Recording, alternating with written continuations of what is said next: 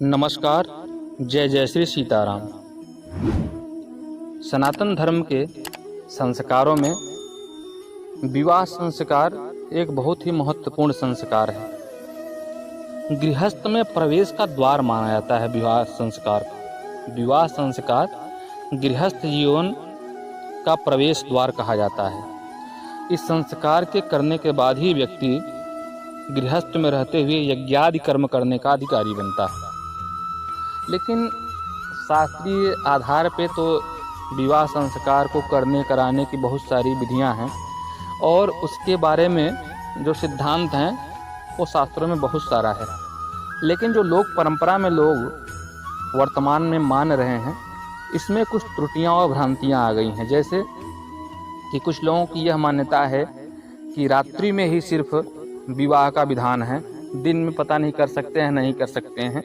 ये मन में एक शंका बना रहता है। या फिर रात्रि विवाह का प्रचलन क्यों आया, वर्तमान में जो रात्रि विवाह का प्रचलन आया है यह क्यों इतना ज़्यादा लोकप्रिय हो गया, इसके संबंध में थोड़ी सी चर्चा करेंगे। तो पहले हम इस बात की चर्चा कर लेते हैं कि क्या रात्रि में जो विवाह कर रहे हैं यह शास्त्र सम्मत है? क्या दिन में भी विवाह किया जा सकता है? शास्त्रों में इसका कोई प्रमाण है? क्या संध्या काल जो होता है, देखिए 3 ही तरह के समय होते हैं, रात्रि हो गया, दिन हो गया, संध्या काल हो गया ज़्यादातर।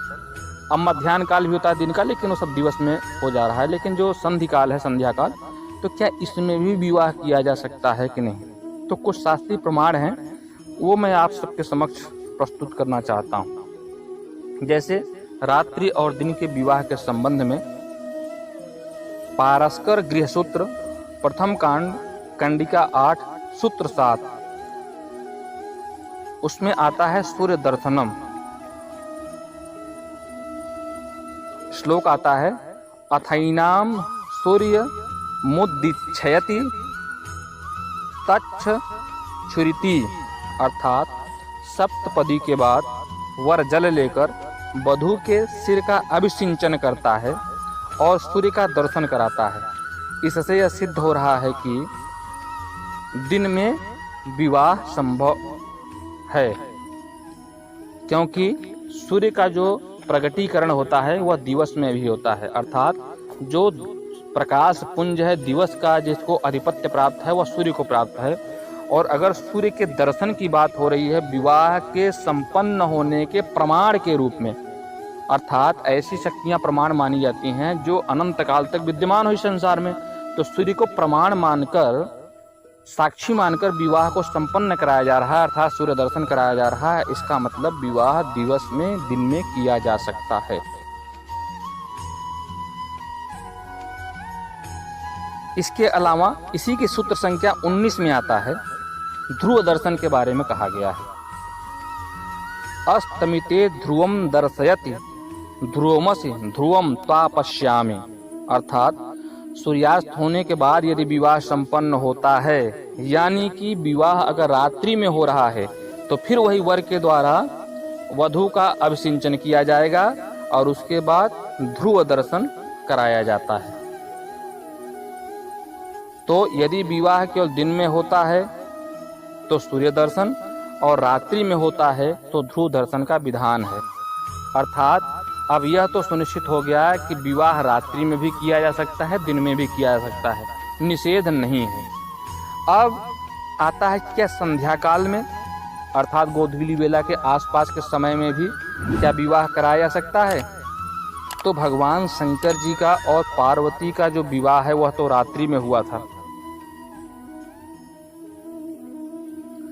और भगवान श्री रामचंद्र जी के संबंध में आता है कि वह गोधूली बेला में हुआ था। अगर संस्कार संध्या समय में हो तो उसमें किसका दर्शन किया जाएगा प्रमाण के तौर पे? प्रमाण किसको माना जाएगा? दिन में तो हम साक्षी मान रहे हैं सूर्य को, रात्रि में मान रहे हैं ध्रुव तारा को। तो संध्या के समय दीप प्रज्वलन का विधान होता है, अग्नि प्रज्वलन का विधान होता है। अग्नि को स्थापित किया जाता है, चाहे भोजन बनाने के लिए रसोई में, या फिर दीपक के रूप में, प्रकाश के रूप में प्रज्वलित किया जाता है। तो कहा गया है अस्तमिते अग्निम, अर्थात संध्या के समय अगर विवाह संपन्न होता है तो फिर वही वर वधू का अभिषेचन अभिषेक करने के पश्चात अग्नि दर्शन करेगा। अब यज्ञ मंडप में तो अग्नि प्रज्वलित ही रहती हैं, तो उसका दर्शन या जो वहाँ पे अखंड ज्योति चल रही है उसका दर्शन कर लेने से ही वह विवाह संपन्न माना जाता है। भगवान शंकर जी और पार्वती जी के विवाह का प्रमाण है कि रात्रि में विवाह होता है। यह इसलिए कह रहे हैं कि कुछ लोग की यह मान्यता है कि रात्रि में विवाह पहले नहीं होता था, कुछ विशेष समय से ही होने लग गया है, नहीं पहले दिन में ही होता था। तो भगवान भोलेनाथ जी का और माता पार्वती जी का जो विवाह है वह रात्रि में ही संपन्न हुआ था। शिव पुराण रुद्र संहिता पार्वती खंड 52 श्लोक आता है, तयोः शिरो अभिषेकस्य बभूवा दरतस्ततः ध्रुवस्य दर्शनम विप्राह कारयामासुरादरात्। उन दोनों अर्थात शंकर पार्वती के सिर पर आदर पूर्वक मांगलिक अभिषेक हुआ और ब्राह्मणों ने आदर पूर्वक सम्मान पूर्वक उन्हें ध्रुव दर्शन कराया। और यह विदित है कि ध्रुव दर्शन दिन में नहीं हो सकता है, रात्रि में ही हो सकता है। अर्थात यह प्रमाण है कि भगवान भोलेनाथ जी का और पार्वती जी का विवाह जो है रात्रि में संपन्न हुआ। दिन में विवाह के संबंध में एक प्रमाण आता है वाल्मीकि रामायण बालकांड 73वां अध्याय 9-10 श्लोक। राम भगवान का विवाह वाल्मीकि जी मध्याह्न काल में विजय नामक मुहूर्त में बताते हैं। श्लोक आता है, युक्ते मुहूर्ते विजये सर्वाभरण भूषितैः भातृभिः सहितो रामः कृतकौतुक मंगलः वसिष्ठं पुरतः कृत्वा महर्षीन् परानपि वसिष्ठो भगवानेत्यः वैदेहमिदमब्रवीत्। वाल्मीकि रामायण बालकांड 73वां अध्याय 9वां और 10वां श्लोक। विवाह के योग्य विजय मुहूर्त आने पर दूल्हे के अनुरूप समस्त वेशभूषा से अलंकृत हुए भाइयों के साथ श्री रामचंद्र जी भी वहां आए, अर्थात विवाह मंडप में प्रवेश किए और विवाह कार्य प्रारंभ हुआ। महान कवि संत शिरोमणि गोस्वामी तुलसीदास जी श्री रामचरितमानस के बालकांड के दोहा संख्या 312 में भगवान श्री रामचंद्र जी के विवाह के संदर्भ में कहते हैं, धेनु धूरि बेला विमल सकल सुमंगल मूल विप्रन कहूँ विदेह सन जान सगुन अनुकूल।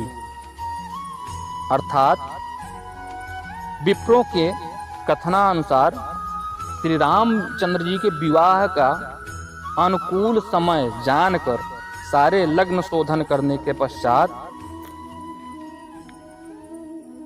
गोधूली बेला में विवाह के लिए आदेशित करते हैं।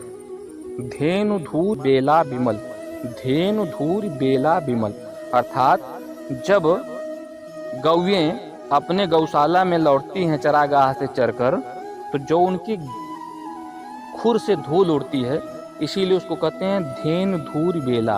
अर्थात जिस समय गौ के खुरों से उनके चरणों से जो रज उड़ती है उस बेला का नाम ही संध्या बेला है। इससे यह प्रमाणित होता है कि भगवान श्री रामचंद्र जी का विवाह संध्या काल में हुआ था। वाल्मीकि रामायण के अनुसार मध्याह्न समय, श्री रामचरितमानस के अनुसार गोधूली बेला, संध्या काल। अर्थात सनातन धर्म के मानने वाले अपने विवाह संस्कार को रात्रि में भी, दिवस में भी, संध्या काल में भी, तीनों में भी कर सकते हैं। इसका निषेध कहीं पे प्राप्त नहीं हो रहा है, बल्कि हमको प्रमाण प्राप्त हो रहा है कि तीनों समय में संस्कार हुआ है। अब हम ये समझते हैं कि ये जो रात्रि वाला प्रचलन कैसे आया। देखिए, कुछ दंत कथाएं समझ लीजिए या जनश्रुतियां ऐसी हैं कि जब भारत में आक्रांताओं का शासन था, जैसे मुगल इत्यादि, उस समय विज्ञान इतनी प्रगति नहीं किया था। तो होता क्या था कि अगर दिन में जो विवाह इत्यादि मांगलिक कार्यक्रम होते थे, तो जो उस समय के आक्रांता थे, जो समाज बर्बरतापूर्वक आचरण व्यवहार करते थे, उनके द्वारा विवाह के सामग्री संपत्ति तथा वर वधू का अपहरण कर लिया जाता था। या उस समय समाज में भय उत्पन्न कर दिया जाता था। इसलिए उससे बचने के लिए लोगों ने रात्रि के समय विवाह संस्कार को संपन्न कराने का निश्चय लिया, ताकि यह उनके अनुभव में आए बिना, उनके संज्ञान में आए बिना संस्कार हो जाए। क्योंकि रात्रि में किए जाने वाले क्रियाकलापों का प्रचार प्रसार उतनी तेजी से नहीं होता है जितना कि दिवस के क्रियाकलापों का हो जाता है। ये मेरा मत नहीं है, ये जनश्रुति ऐसा जो प्राप्त होती है उसके बारे में बता रहा हूँ। दूसरा, एक और, रात्रि के समय तकरीबन समय लोगों के पास अपना स्वयं का रहता है। दिन में कृषि कार्य हो गया और बहुत सारी जिम्मेदारियां हैं, मर्यादाएं हैं, तो उसमें निर्वहन करने के बाद रात्रि के समय जो आदमी के पास अतिरिक्त समय रहता है, तो ऐसे मांगलिक कार्यक्रमों में अधिक से अधिक लोगों की उपस्थिति सुनिश्चित की जा सकती है। इसीलिए लोगों ने हो सकता है संभवतः रात्रि को ज़्यादा प्राथमिकता दिया हो। दूसरा, रात्रि में रोशनी इत्यादि में जो सजावट इत्यादि किया जाता है, तो उससे उस संस्कार की रोचकता बढ़ जाती है, तो ये क्या भी कारण हो सकता है। इसके अलावा लोग रात्रि के समय पहले से ही आमोद प्रमोद के साधन, इसी बहाने कुछ खेल, नृत्य, नाटक इत्यादि का मंचन करवाते थे ऐसे शुभ अवसरों पे, तो यह भी एक कारण रहा होगा। तो ऐसे बहुत सारे कारण हैं। वर्तमान में तो देखते हैं लोग की सजावट के लिए और रात में बहुत सारी चीज़ों को प्रदर्शन करने के लिए, धन वैभव को प्रदर्शन करने के लिए, रोशनी को प्रदर्शन करने के लिए, सजावट को दिखाने के लिए, ये बहुत सारे जो आजकल जो दिखावट वाला जो कार्यक्रम चल रहा है, जो कि संस्कृति से उसका कोई लेना देना नहीं है, उसके कारण से ही रात्रि में ज़्यादा प्राथमिकता लोग दे रहे हैं। मैं सनातन धर्म के जो वैदिक संस्कार द्वारा जो विवाह संस्कार किया जाता है, उसकी जो प्राथमिकता उस पर बल देता हूँ, लेकिन जो उसके अलावा आडंबर किया जाता है, मैं उसका पक्षधर नहीं हूँ। उसमें सिर्फ और सिर्फ धन का अपव्यय, भोज्य पदार्थ सामग्री का अपव्यय, संस्कृति का ह्रास, अपमान, साथ ही साथ जो हमारे वैदिक कर्मकांड हैं उनकी प्राथमिकता नगण्य मानकर सिर्फ और सिर्फ विवाह संस्कार को आमोद प्रमोद का विषय मान लिया जाता है।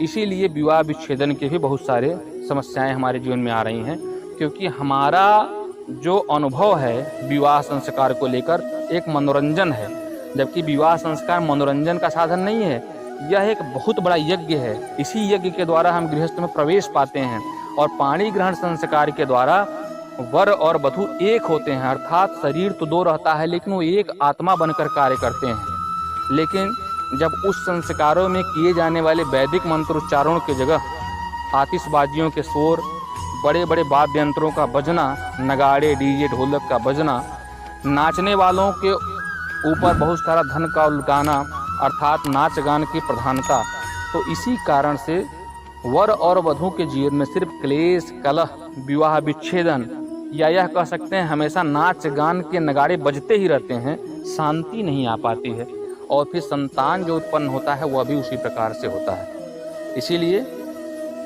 सनातन संस्कृति को आधार मानकर जितने वैदिक संस्कार हैं, जितने मंत्रोच्चारण किए जाते हैं वैदिक विधि से, जितने देवताओं को वहाँ पे आदर से सम्मान के साथ आमंत्रित करके उनकी उपस्थिति में साक्षी मान के जो संस्कार कराया जाता है विद्वान ब्राह्मण के द्वारा, उसको प्रधानता दिए जाना चाहिए। और निष्कर्ष के रूप में यह कह सकते हैं कि सनातन धर्म में विवाह दिन में, रात्रि में तथा संध्या में जिस भी समय आपको शुभ लग्न मुहूर्त मिले, जरूर विचारें। पंचांग के अनुसार शुभ लग्न मुहूर्त को विचार कर यथासंभव किसी भी बेला में सुयोग्य वर, सुयोग्य कन्या के साथ आपस में उनका पाणी ग्रहण संस्कार कराकर गृहस्थ में प्रवेश कराने का आशीर्वाद देकर उन्हें एक नए सृष्टि को बनाने के लिए, एक नए विश्व निर्माण के लिए, आगे बढ़ने के लिए प्रेरित करना चाहिए।